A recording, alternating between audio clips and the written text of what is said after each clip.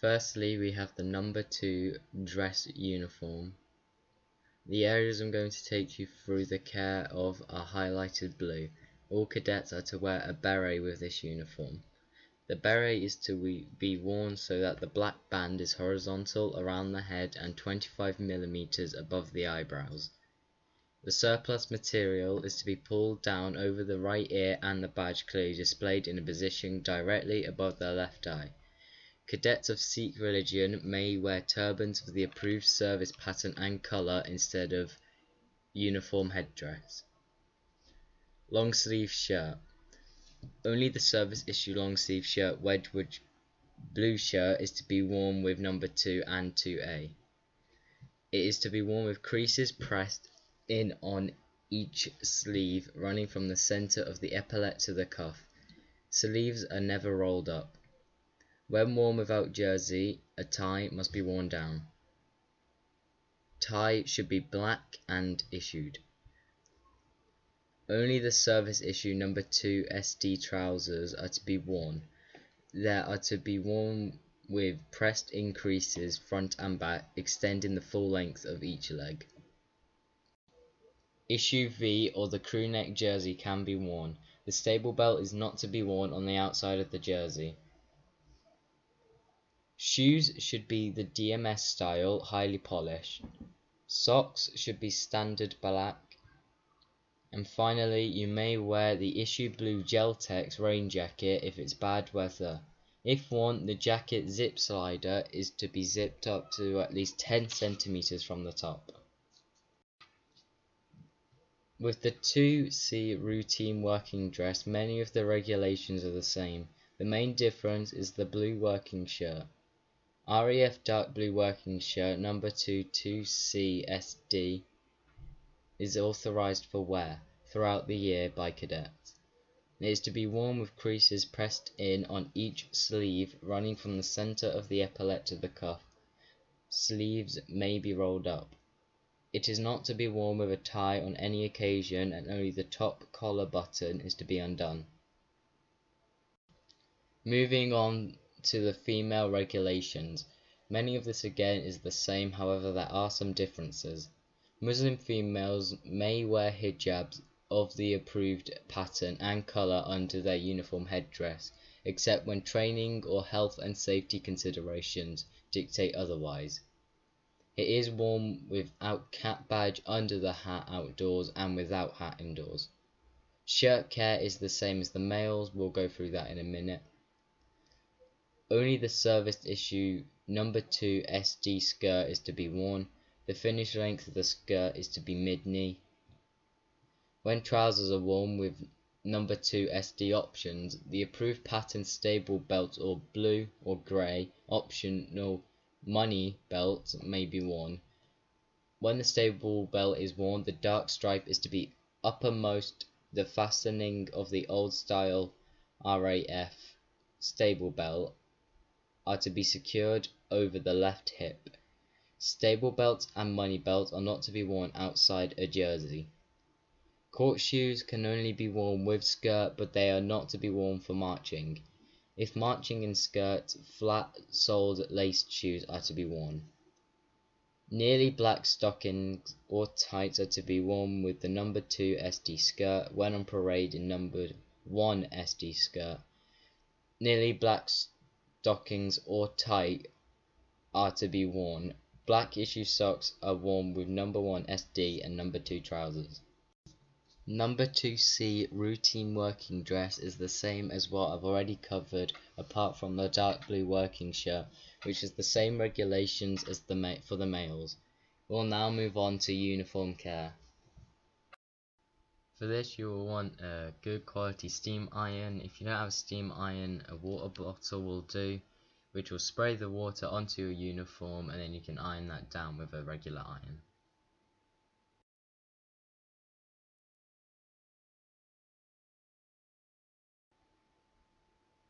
Firstly, what you want to do is undo all the buttons on the cuffs and the epaulette.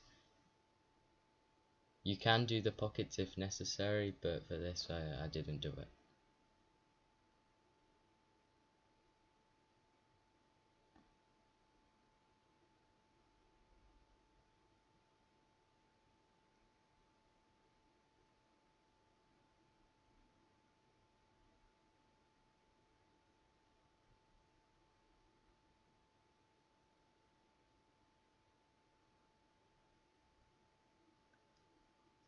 What you want to do now, you want to flatten the collar on the ironing board and iron it.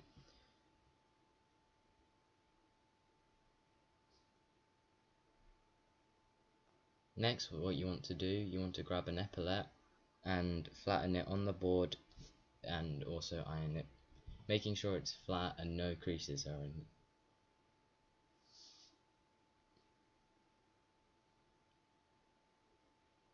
And now repeat with the other one.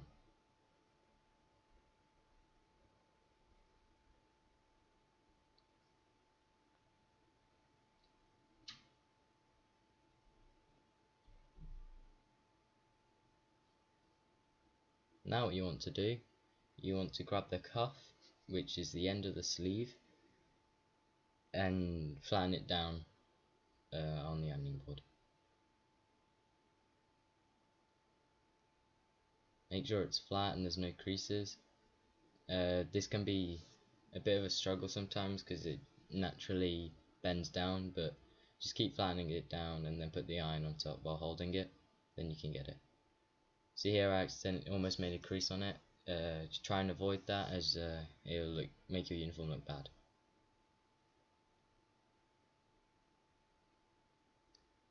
Put the shirt above the pocket on the board and iron it flat.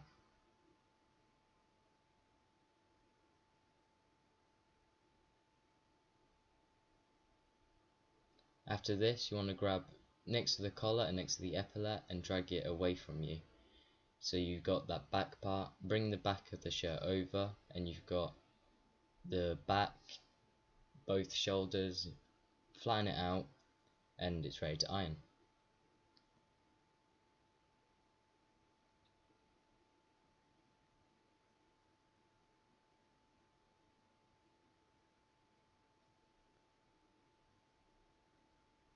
Now what you want to do, you want to flip it round so it's on the other back, on the right shoulder in this case.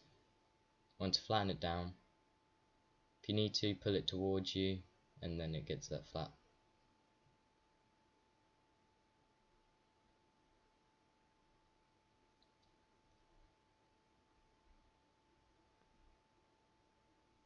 Now come on the other side of the board and grab the iron and you can iron the back.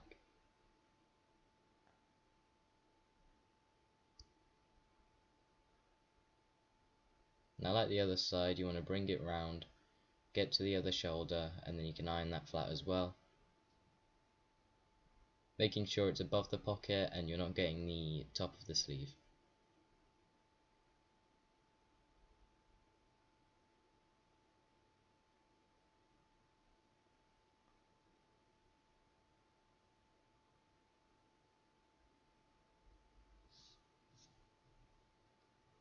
Now for the main shirt.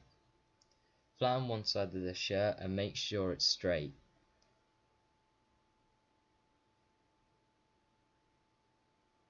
What you want to do here is just go all the way across the shirt on that side, and then once it's finished, drag it over away from you. Making sure it's all flat, you don't want any creases. Drag it away onto the next section, pull the arm over so it's not in the way, and then you have more area to iron. Flatten it out and then iron it.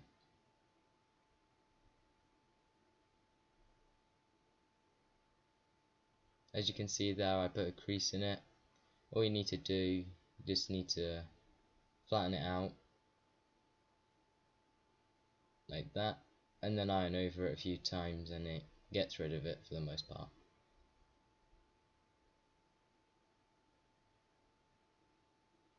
Pull it over again into the next section.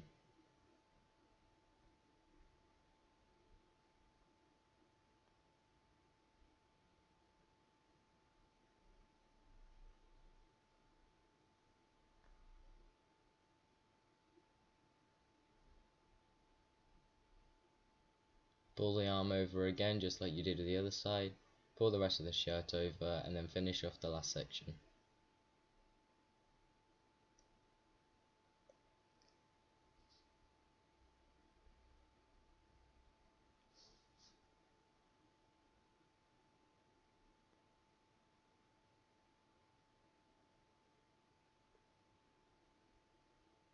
On this side we have the buttonhole side, so make sure to go up and down that just to make sure it's flat. Now for the sleeves. You want to flatten the sleeves out, making sure there are no creases and making sure the edges of the shirt are lined up. Make sure not to go from the top first, always go from the bottom, as it can cause a double line on the top and it will look bad on your uniform. So grab the top, grab the bottom, flip it if needs be, making sure it's in line. And then what you want to do, you want to flatten it and then pull it towards you at the top, and then it makes a flat line, and then you can iron over that.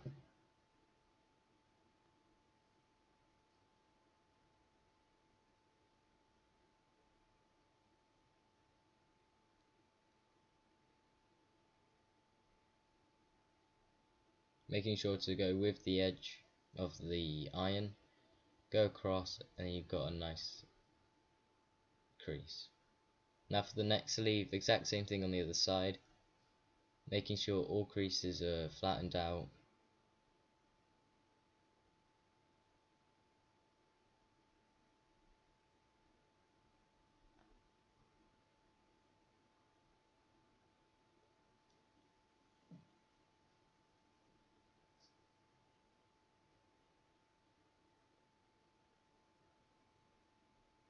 Now lining up the edges again, flick it towards you if needs be,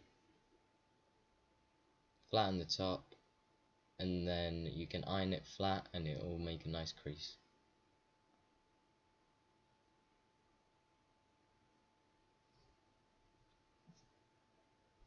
Making sure to use the edge of the iron at all times.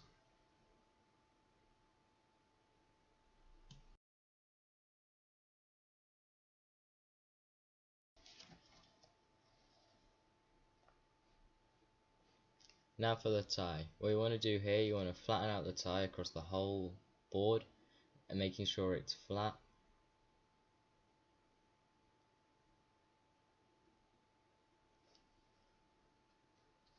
And then go up it. You can do this as many times as you would like if you feel satisfied, making sure to hold the end so it doesn't pull. Always go from one end to the other, never go from the side, and because it won't cause the nice flat.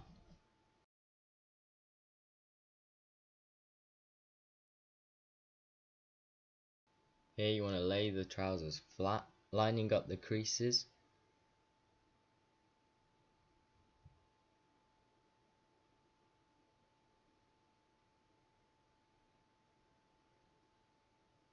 Flipping one side of the leg over so you've got the bottom of the other leg. Flatten that out and then just iron up. Making sure to go at a moderate speed, else it will cause creases and you don't want that in your trousers. Now do the same with the other side, line it up and flip it over.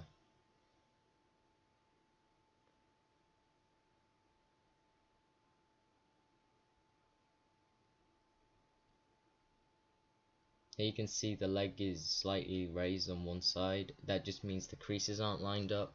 Just line them up, pull them toward away from you if needs be.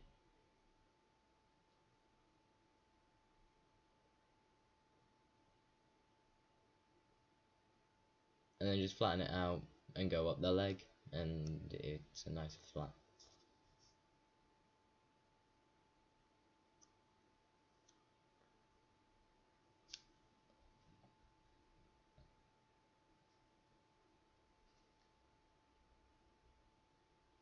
Now what you want to do, you want to line it up again, grab two ends and then flip it over, and then repeat on the other side. Making sure all the creases are lined up still. Flipping the leg over.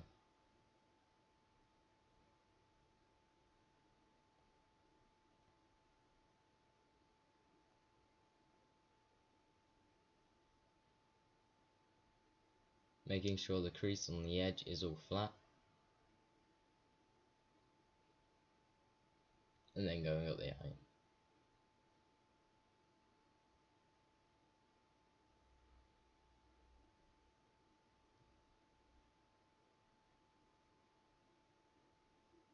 Feel like you need to go over it more than once, it's fine to do so. Helps if there's any creases in it. Same with this side, fold the creases so it's lined up. Make sure it's all flat.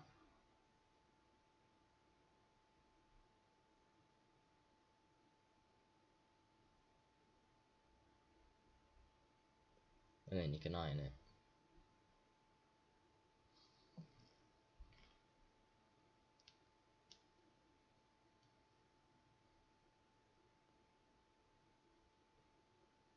Go through the middle of the leg so it's straight on that side as well.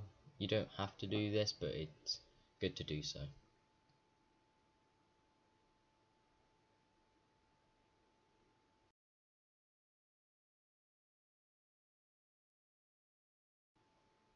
Exact same steps for the dark blue shirt as you did with the light blue shirt. You want to undo all the buttons. We skipped that step because they were already undone on this. You want to iron the collar flat, grab the epaulets and lay them flat and iron them as well, making sure not to hit any of the other part of the shirt at the bottom, just flatten it out on the edge.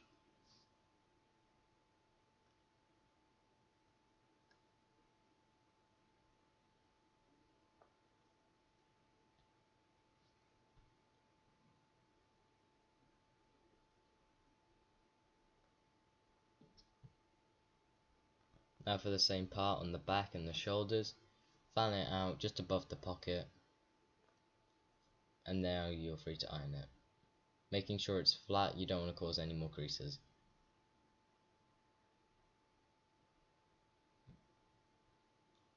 Same again, put it over from the collar and the epaulette, just getting the back part. Make sure you don't hit any of the buttons while ironing this, as they will melt at a high temperature.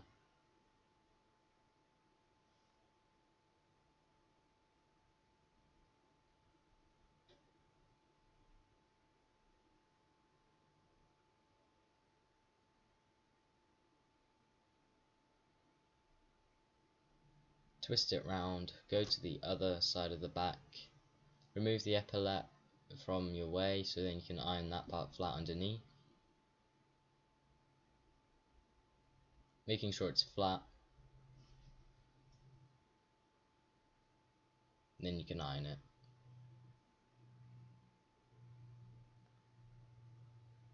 Now go to the other shoulder, move the epaulette to the other side, lay that flat, and then you can iron it.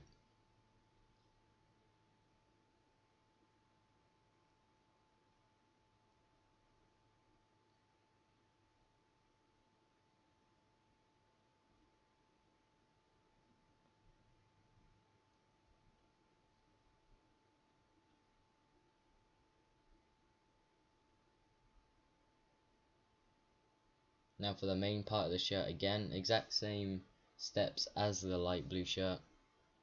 Just flatten it out, and then go along.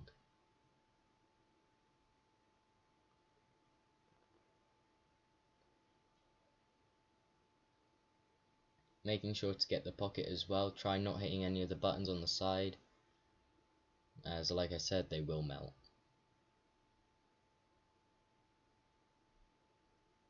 Flip the arm over, pull it away from you, and then go to the next section.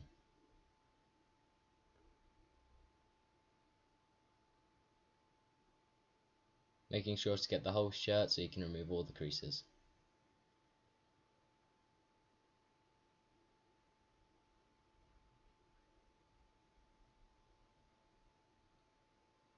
Again, pull it away from you so you can get to the next section.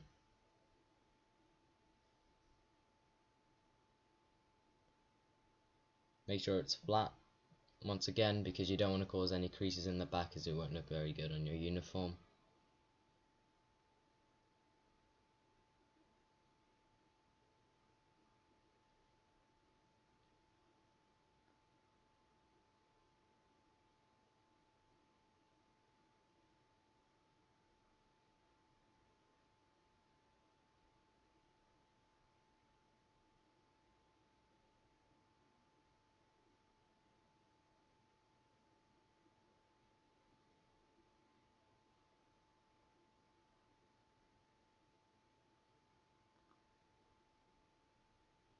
Don't forget, always go up the buttonhole part, makes it nice and flat.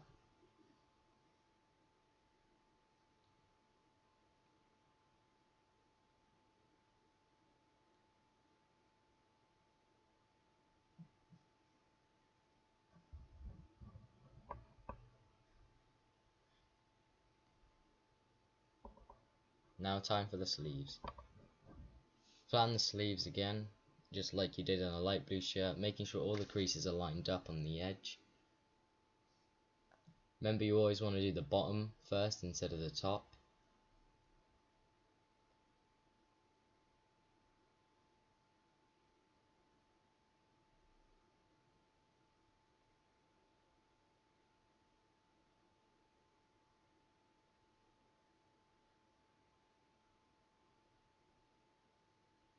Here there was excess material underneath, so you just have to roll that from underneath and put it to the top, and then you can flatten it all out.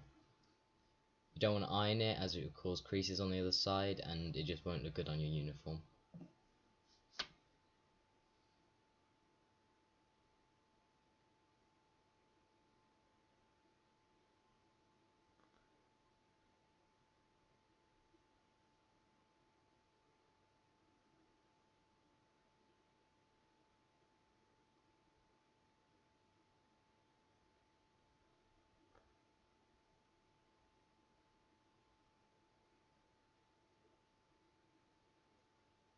Make sure not to get to the top, as it may cause a double lining. Just grab the top of the epaulette and the bottom of the sleeve and then flick it, making sure it's all lined up so you can get the crease. Plan it down and then you can iron it. Pull it away from you so then it's flat, and then you don't again cause any double lining.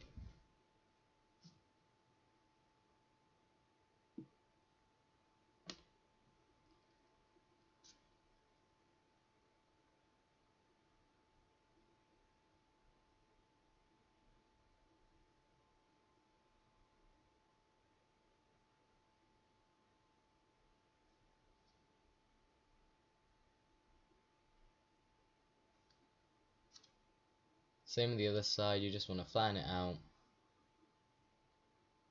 grab the iron, and then you can iron it down.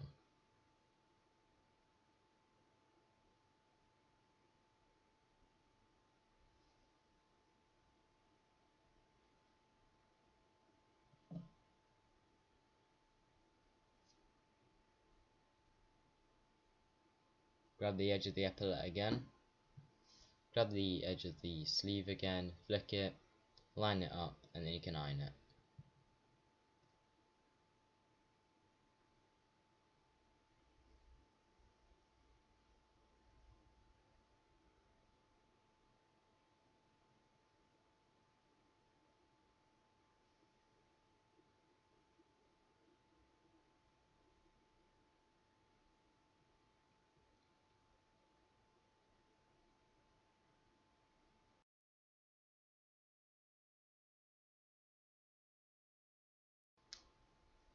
For the jumper, what you want to do, you want to lay it flat, and you want to do all the non-cotton pads. So just flatten the arm out, flatten the pad out, can iron that.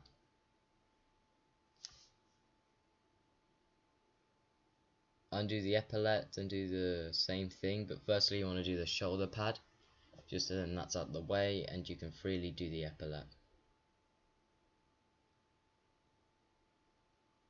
Do the same for the other side.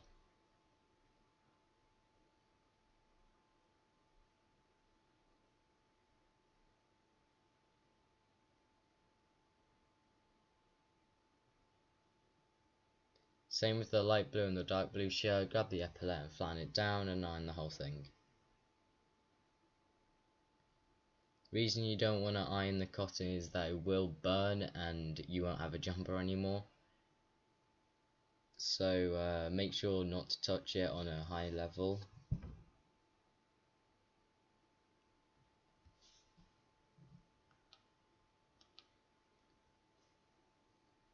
And that's the jumper complete. Quick process, just back up the epaulette, and then it's done.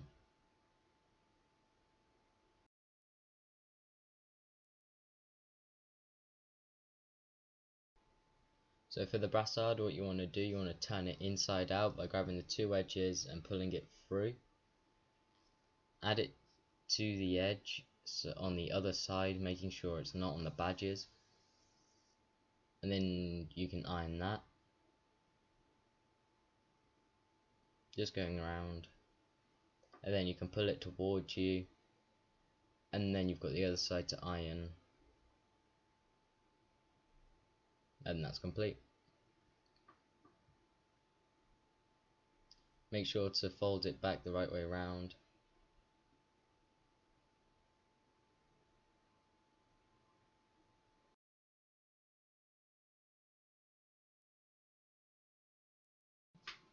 Using a brush, add polish to it and then go across the back of the shoe, making sure not to go on the toe cap as that's not needed at this point.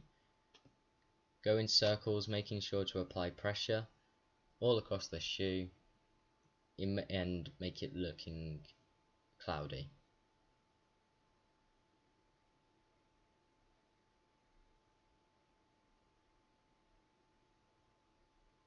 Make sure not to get huge clumps of it like I just did. It does do that sometimes when you've got broken polish, but just remove it and then continue with the shoe.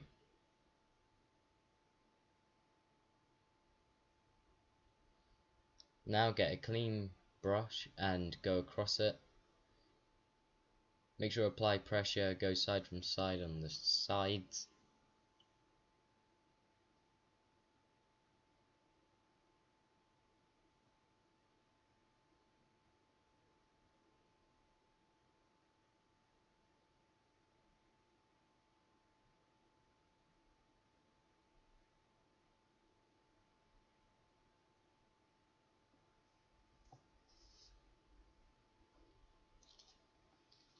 Go all around the back of the shoe and the side of the shoe, all apart from the front.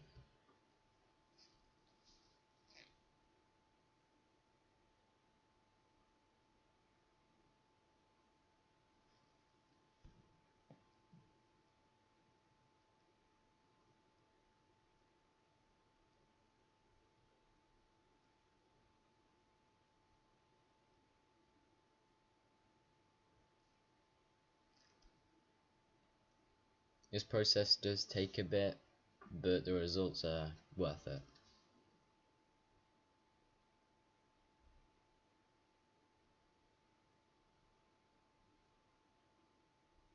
Make sure to never go upwards on the side of the shoe, always do that on the back. Go sideways on the side on this stage.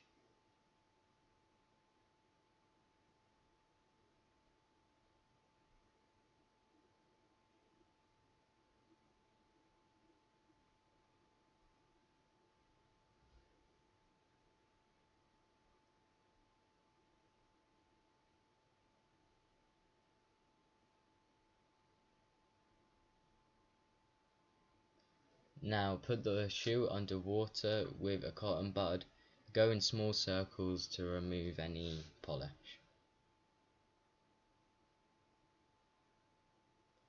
Now what you want to put some more polish on the shoe, making sure the shoe is not in the water. Don't grab too much, just grab a small amount and go around the whole shoe applying pressure.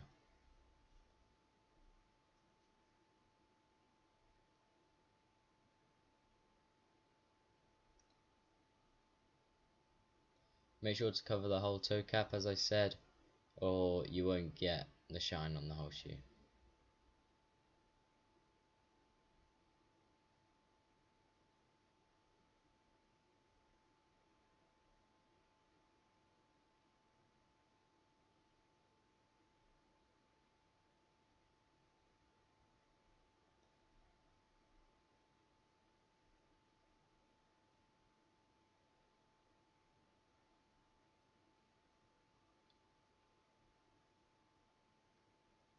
Now what you want to do, you want to rinse the toe cap to remove any lumps of excess polish so you do not scratch the toe cap in the next step. Grab a new cotton bud and put the shoe into the water and rub the polish into the toe cap. This can take a while to take, don't worry. If it looks cloudy in some areas, continue to rub those areas and it will become shiny. Make sure to apply pressure while doing this. You don't want to make any more cloudy areas in the shoe, and it makes a really good shine at the end.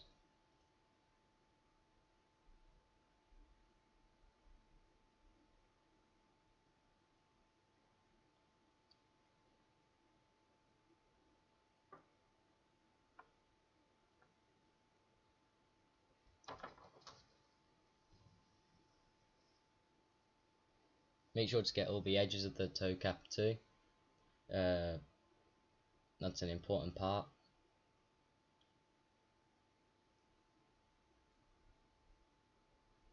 If you would like, after all this process, well, before you put any polish on, if you got any dirt along the edges of the shoe in those little gaps, get an old toothbrush and then wet it and just go over it.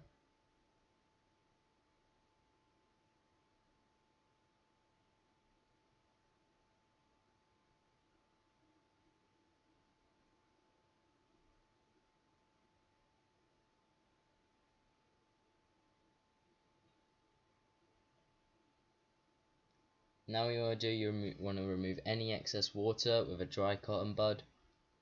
If your shoes aren't shiny, just repeat in the process as it will push more polish into the leather.